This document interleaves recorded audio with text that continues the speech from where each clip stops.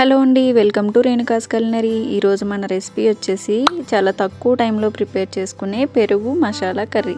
ఈ కర్రీ అన్నం, చపాతీ, పుల్కా వేటిలోకైనా చాలా టేస్టీగా ఉంటుంది. ప్రాసెస్ ఏంటో ఇప్పుడు చూసేద్దాం.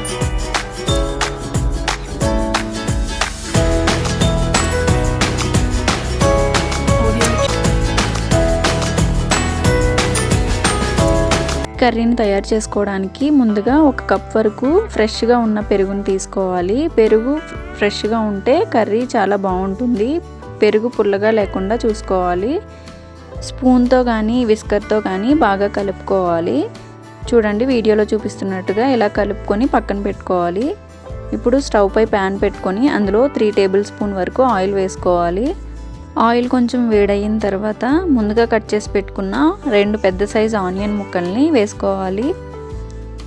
ఆనియన్స్ బాగా బ్రౌన్ కలర్ వచ్చేంత వరకు ఫ్రై చేసుకోవాలి.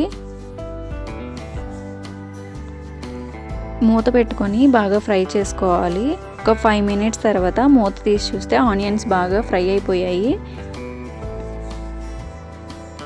ఇలా ఫ్రై అయిన ఆనియన్స్లో కొన్ని స్పైసెస్ యాడ్ చేసుకోవాలి. ఒక బిర్యానీ ఆకు, 2 నుంచి 3 వరకు లవంగాలు, ఒక చిన్న దాల్చిన చెక్క, 1/2 టేబుల్ స్పూన్ జీలకర్ర యాడ్ చేసుకోవాలి.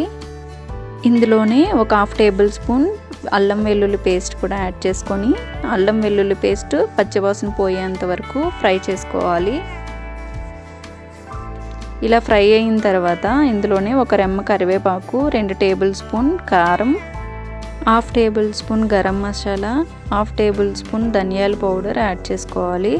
టేస్ట్కి సరిపడా సాల్ట్ కూడా వేసుకొని బాగా కలుపుకోవాలి.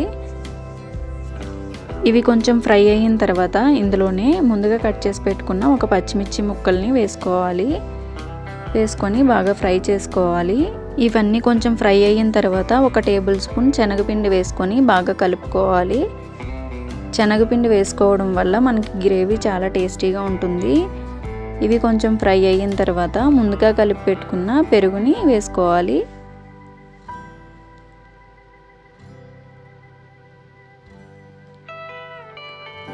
ఇందులోనే 1 కప్ వరకు వాటర్ని కూడా వేసుకొని బాగా కలుపుకొని మూత పెట్టుకొని ఒక 2 మినిట్స్ ఉడికించుకోవాలి.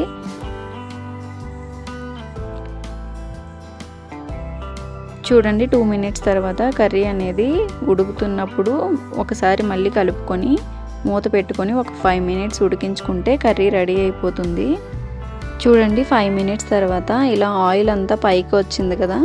ఇప్పుడు స్టవ్ ఆఫ్ చేసుకొని సర్వింగ్ బౌల్లో సర్వ్ చేసుకుంటే మనకి కర్రీ రెడీ అయిపోయినట్టే. ఇది అన్నం, చపాతీ వేటిలోకైనా చాలా టేస్టీగా ఉంటుంది. తప్పకుండా ట్రై చేయండి. ఈ రెసిపీ మీకు నచ్చినట్లయితే ప్లీజ్ లైక్ చేయండి, షేర్ చేయండి. అండ్ అలాగే మీరు ట్రై చేసి ఎలా వచ్చిందో కామెంట్ బాక్స్లో కామెంట్ చేయండి. Thank you for watching.